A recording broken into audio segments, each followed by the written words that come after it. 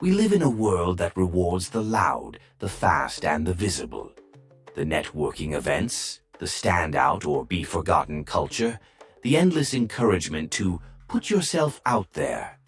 But what if our true nature doesn't fit neatly into those expectations?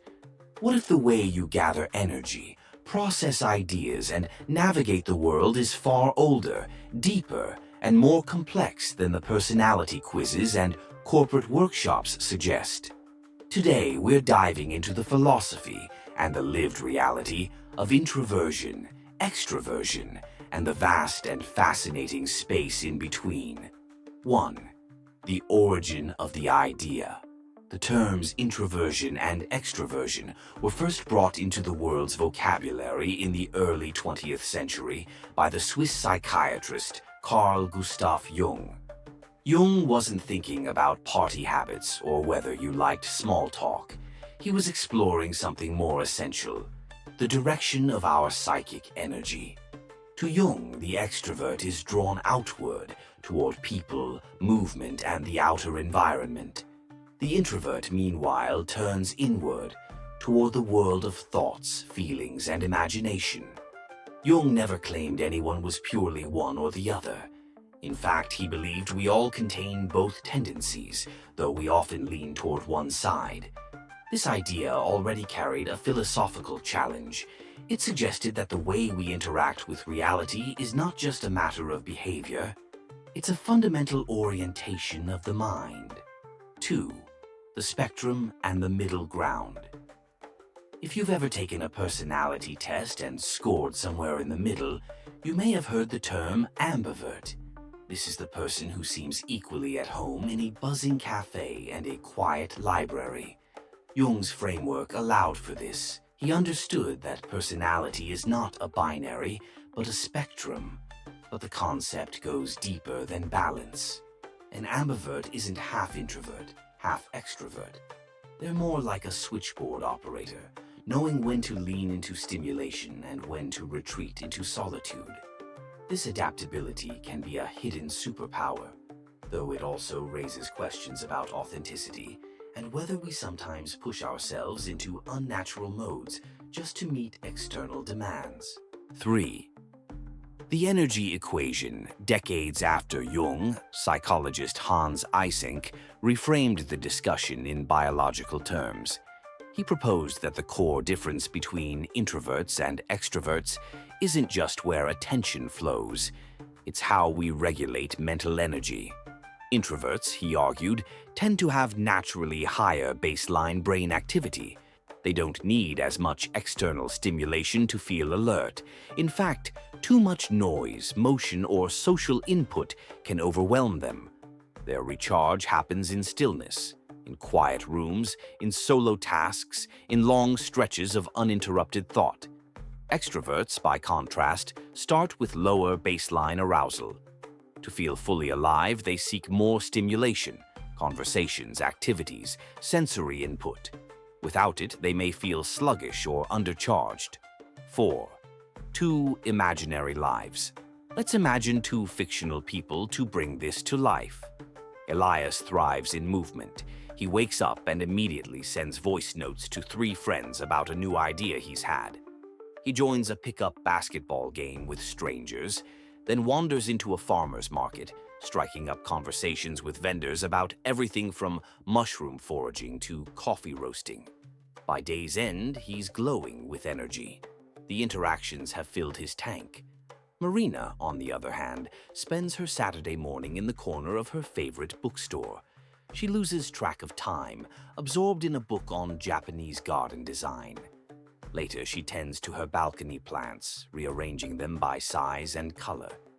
By evening, she feels nourished not by the absence of people, but by the presence of stillness. Both Elias and Marina are fully alive. They just refuel in opposite ways. The myth of shyness. It's important to note that introversion is not the same as shyness. Shyness is a fear of social judgment. Introversion is a preference for lower stimulation. Marina can be warm and confident in conversation, but drop her in a loud, fast-moving networking event for too long, and she'll be mentally drained. Likewise, an extrovert can be socially fearless, but still have moments of self-doubt or insecurity. Energy orientation and social confidence are related, but they're not identical. 6. How we think. Some neuroscientists suggest introverts and extroverts may even process information differently. Extroverts often rely more heavily on short-term memory pathways, enabling quick associations, rapid responses, and lively conversation. This can make them appear witty and sharp in social settings, though the trade-off is they may revise their ideas later. Introverts may favor deeper access to long-term memory, pulling from a richer, more complex storehouse of ideas, but taking longer to formulate a response. They often think before speaking, weighing precision over speed. Neither is better. One is fast and adaptable, the other is deliberate and layered. In philosophy, this is the eternal dance between the quicksilver of intuition and the slow burn of reflection. 7. The classroom and the boardroom. A wise teacher, or leader, knows how to create spaces where both temperaments thrive. In classrooms, giving everyone a moment of silent thought before answering a question allows introverts to gather their ideas and extroverts to refine theirs. In business settings, brainstorming can be structured so that fast thinkers don't unintentionally dominate the conversation. Using a talking stick or written idea sharing ensures the quieter voices aren't lost in the noise. When teams intentionally mix introverts and extroverts, magic can happen. The extrovert learns from the introvert's depth. The introvert gains from the extrovert's flexibility. 8. Mirror work. There's also value in pairing people with the same temperament. Two introverts working together may find themselves forced to speak up more, stretching into discomfort. Two extroverts may need to slow down, reflect, and avoid rushing decisions. Philosophically, this touches on an ancient idea. Growth often comes not from confirming our tendencies, but from challenging them. 9. Born this way. The psychologist Jerome Kagan explored whether temperament is hardwired from birth. In a famous study, he exposed hundreds of infants to new sights, sounds, and smells. Some reacted intensely, flailing, crying, withdrawing. Others remained calm and unbothered. Years later, follow-ups showed patterns.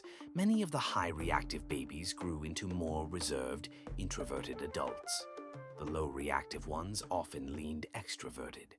While life experience can shape us, our nervous systems carry an early blueprint. Culture and context. In Western cultures, extroversion often gets the cultural spotlight, the go-getter energy that dominates leadership profiles and success stories. In contrast, countries like Japan place greater social value on quiet humility and deliberate speech. This raises an important philosophical question. How much of what we think of as our personality is actually just our adaptation to the culture's reward system? If Marina had grown up in a culture that celebrated stillness, would she see her introversion as a strength from the start, instead of something to explain? 11. The inner philosopher. Introversion and extroversion aren't just personality traits, they're different modes of being. One seeks truth by exploring the outer world through experience and conversation. The other seeks truth by turning inward, tracing thoughts like constellations in the night sky. Philosophy itself has been shaped by both. Socrates, endlessly debating in the agora, embodied the extrovert's curiosity in motion. Descartes, alone with his meditations, represented the introvert's solitary rigor. 12th, practical wisdom. So, what can we do with this understanding? Introverts can honor their need for solitude without apologizing for it, but also practice sharing ideas more quickly, even if imperfect. Extroverts can embrace their social energy while remembering to pause and reflect before moving to the next conversation. Ambiverts can use their adaptability as a bridge, not just for themselves, but to help others understand each other. 13. Closing reflection. Perhaps the real value in these labels isn't to box ourselves in, but to notice the invisible patterns shaping our days. If we know how we recharge, we can choose where to spend our energy more wisely. If we understand others' rhythms, we can meet them where they are instead of expecting them to move at our pace. The philosopher Epictetus once said, "Know first who you are, and then adorn yourself accordingly." Whether you find your strength in the hum of the crowd, the hush of solitude, or somewhere between, knowing your own nature is the first step toward living it well. So, which way does your compass point? Outward, inward, or both? And is that who you are or who you've learned to be?